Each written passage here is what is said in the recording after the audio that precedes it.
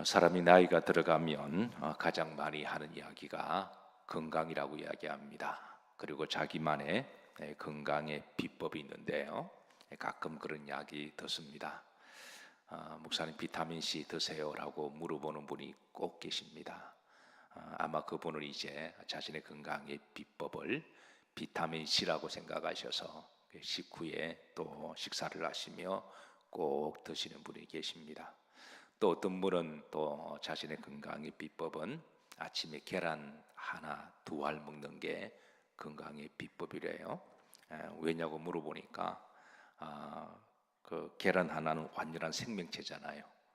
비록 닭 한 마리가 적지만, 닭이란 하나가 적지만 그 안에 모든 영양이 다 이제 생명체의 영양이 다 있기 때문에 계란 하나를 꼭 아침마다 드신다라고 하는 분이 계셔서 여러분은 어떠세요?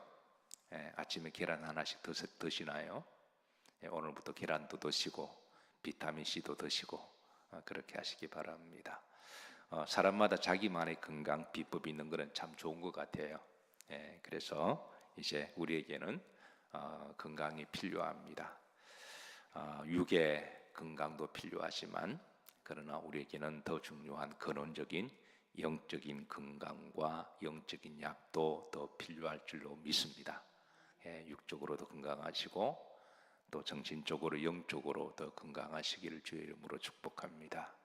오늘 8절에 보면 다윗이 이렇게 아침에 나로 하여금 주의 어떤 말씀을 듣게 하소서, 인자한 말씀을 듣게 하소서. 우리가 아침에 새벽마다 주의 인자한 말씀을 듣는 것은 복입니다. 우리의 영성을 건강하게 하시고 마치 말씀은 영적인 약과도 같은 것이죠. 그래서 저는 세상에 약을 이야기할 때 항상 제 마음속에는 신약과 구약도 생각합니다. 그래서 여러분 육적인 약도 잘 드시고 영적인 신약도 구약도 주의 인자한 말씀을 잘 드시기를 주의 이름으로 축복합니다. 오늘 한 날도 승리하셨습니다. 저는 하루의 승리의 시간은 새벽이 있다고 믿습니다. 새벽의 첫 시간에 하나님 앞에 나와서 예배드리고 기도하고 찬송하는 것만 해도 여러분들은 하나님의 거룩성 안에 들어오시는 거예요. 하나님의 영성 안에 들어오시는 것입니다. 그래서 이 시간에 하나님과 영적 교통하시고 또 말씀을 통해 주의 음성을 들으시고 또 우리가 회개할 건 다 회개하고 또 받을 것은 받고 성령 충만함 받으시고 사랑도 받으시고 감사도 받으시고 그리고 또 기쁨도 받으시고 오늘 하루도 승리하는 첫 단추를 잘 끼웠으니 오늘 하루도 승리하시기를 주의 이름으로 축복합니다. 다윗은 아침마다 하나님 밤 늘 기도하는 게 있습니다. 후렴절에 보면 내가 다닐 무엇을 알게 하소서, 길을 알게 하소서 그랬습니다. 내가 다닐 길을 알게 하소서. 사실 아침의 기도 중에 중요한 기도 가운데 하나는 우리가 오늘 각자 가야 할 길을 하나님 앞에 기도하는 시간이고 그리고 이제 해야 할 일을 계획하는 시간입니다. 그리고 또 하나님께 오늘 해야 될 일들을 보고도 하고 그 길을 인도해 주시길 바라는 기도가 아침의 기도 중에 포함되어 있죠. 사실 우리의 인생은 한 치 앞도 알지 못하기 때문에 우리 앞에 어떤 길이 놓여 있는지는 우리는 알지를 못해요. 사람이 마음으로 계획할지라도 그 걸음을 인도하시는 분은 누구시라고요? 하나님이시기 때문에 그렇습니다. 결국은 하나님이 인도하셔야 됩니다. 우리가 인생을 어느 정도 살다 보면 나름대로 터득한 진리가 있는데 모든 것이 내 마음대로 안 된다는 것이죠. 어떤 경우는 한두 가지가 삐끗해버리면 내 인생 전체로도 맵을 수정해야 될 때가 있잖아요. 그래서 내가 계획을 세우지 말라는 거 아닙니다. 계획을 세우되 결국은 그 걸음을 인도하시는 분은 누구시라고요?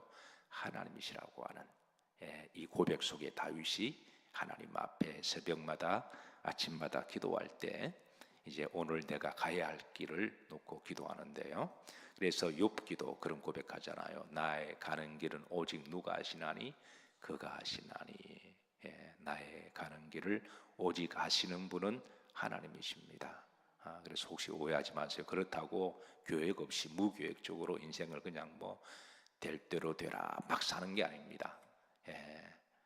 나름대로 우리가 기도하면서 비전을 가지고 계획을 세우되, 그러나 그 길을 인도하시는 분은 누구시다? 하나님이시라는 거예요. 그런 고백 속에 오늘 다윗이 기도하는데, 오늘 다윗이 이제 두 가지 길을 놓고 기도합니다. 첫 번째, 내가 가는 그 앞길에 대해서 이제 하나님이 인도하시는 길이 있고, 그리고 또 원수가 기다리는 길이 있다는 거예요. 또 하나님도 살아계시지만 마귀도 살아 역사하거든요. 그래서 내가 가는 길에 마귀가 함정을 파서 나를 시험 들게 하고 넘어뜨리게 하고, 그리고 결국은 죽이고 멸망시켜서 지옥 가게 하는, 죄를 짓게 하게 하는, 불행하게 하는 그런 길도 네 앞에 놓여 있고, 그리고 또 다른 한쪽에는 하나님이 나를 공평한 길로 인도하시고 인자한 길로 인도하시고 푸른 초장과 잔잔한 물가도 하나님이 준비하셔서 하나님 나를 인도하시는데, 그래서 우리 앞길에 이제 크게 보면 두 가지 길이 있습니다. 하나님이 인도하시는 길과 또 마귀가 기다리고 있는, 원수가 기다리는 길, 이 두 가지 가운데 이제 선택은 우리 각자의 몫이지만 그 선택에 대한 대가는 또 각자가 지불을 해야 됩니다.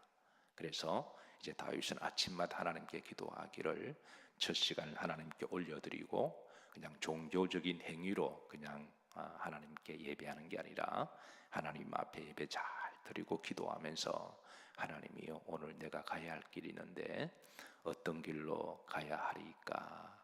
나를 주의 길로 인도해 주시기를, 공평한 길로 인도해 주시기를, 믿음의 길로 인도해 주시기를, 하나님이 예비하신 푸른 초장과 잔잔한 물가로 인도해 주시기를, 오늘도 감사의 길로 인도해 주시기를, 오늘도 행복한 길로 인도해 주시기를.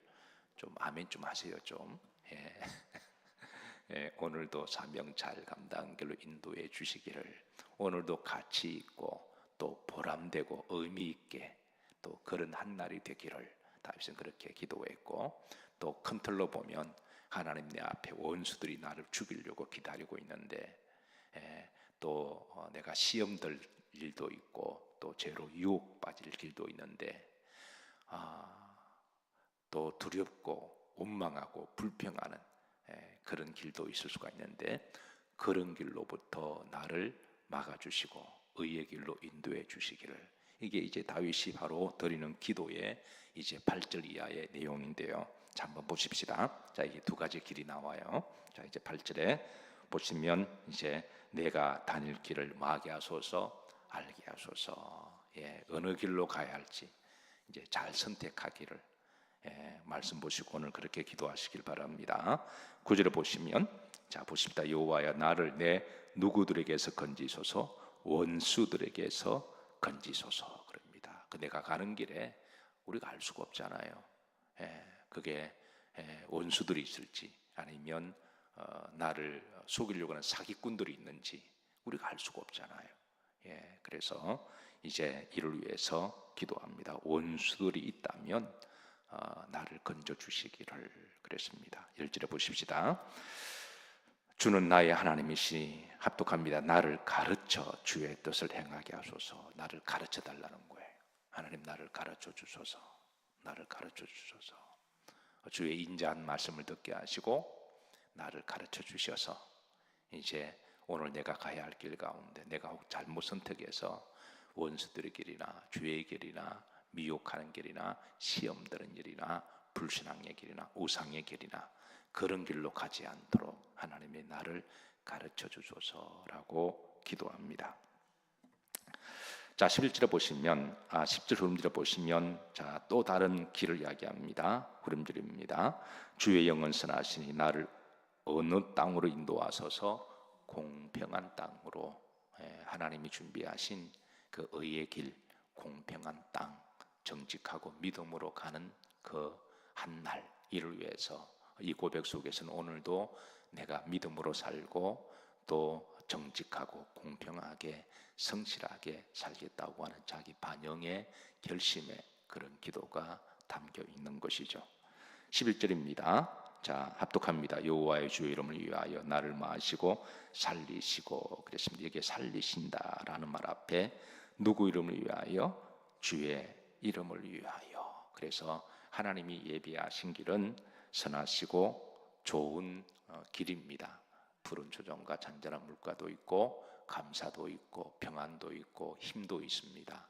살만한 가치도 있고 의미도 있는 그런 길입니다. 그런데 이렇게 축복된 그런 길은 결국은 이제 누구를 위하여? 하나님을 위하여. 하나님이 나를 축복해 주시되 그 축복은 누구를 위하여? 하나님을 위하여.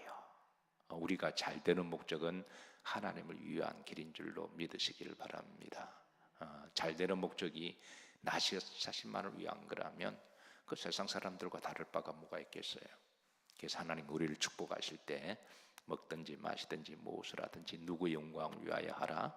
하나님 영광을 위하여 하라. 여러분, 이것이 여러분들에게 미션 스테이트먼트가 되어 있다면 하나님 앞에 자신 있게 구하세요. 하나님 나를 축복해 주소서.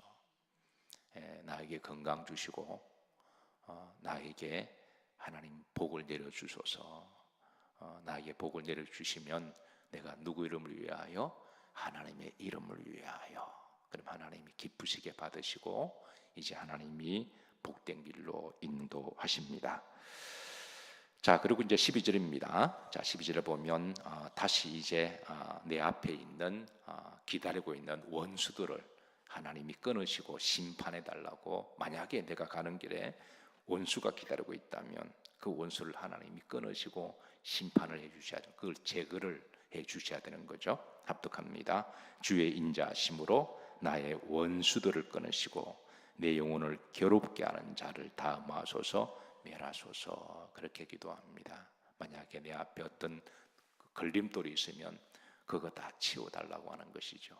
그러면서 이제 마지막 고백입니다. 따라서 하십니다. 나는 주의 종입니다. 마지막 다윗의 고백은 나는 주의 종입니다 라고 그렇게 마치고 있습니다.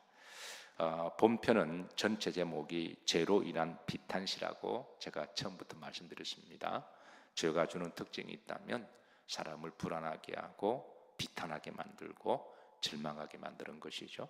그래서 이제 다윗은 이제 죄를 지었을 때 그 순간만큼은 그런 마귀의 종이었습니다. 죄를 지었을 때 그런 마귀의 종이었는데 이 죄 때문에 다윗은 매우 비탄했고 괴로웠고 고통스럽습니다. 그 죄의 대가로 한없이 눈물을 흘리고 그리고 선지자 나단이 이게 깨닫게 했을 때 이제 회개했습니다. 그리고 이제 다윗은 하나님 앞에 간절한 기도를 드렸고 하나님은 그의 기도를 받으시고 이제는 다 용서해 주셨어요. 그러고 나서 이제 자신은 더 이상 죄의 종이 아니라 하나님의 종이 되었음을 다시 선언합니다. 사실 우리가 죄를 짓는 그 순간만큼은 죄의 종입니다. 여러분, 다윗도 믿음의 사람이었지만 바세바와 더불어 은밀하게 죄를 지었는 그 순간은 그런 죄의 종이었어요. 마귀의 종이었습니다. 그런데 그 문제가 다 해결되고 난 다음에는 이제는 누구의 종이 되었나요? 그건 주의 종, 하나님의 종이 되었습니다. 그리고 자신이 이제는 하나님의 종이 되었음을 선언하고 선포합니다. 사랑하는 성도 여러분, 우리는 더 이상 죄의 종이 아닙니다. 세상의 종도 아니고 사람의 종도 아니고 마귀의 종은 더욱더 아닙니다. 우리도 살다 보면 때로는 잘못을 하기도 하고 죄를 짓기도 하지만 그럴 때마다 오늘 다윗의 이 비탄시를 기억하시고 바로 다 틀어버리시고 용서받으시고 그리고 이제 마지막에 나는 하나님의 종입니다 라고 이 선언 고백하심으로 그리고 종은 또 해야 될 사명이 있습니다. 또 주님과 동행하시면서 또 주신 사명 잘 감당하시고 자유와 평안을 누리시고 하나님이 예비하신 그런 푸른 초장과 잔잔한 물가로 오늘도 행복한 주님과 동행되는 복된 하루가 되시기를 주의 이름으로 축복합니다. 자, 우리 찬양 들으시고 기도합니다. 364장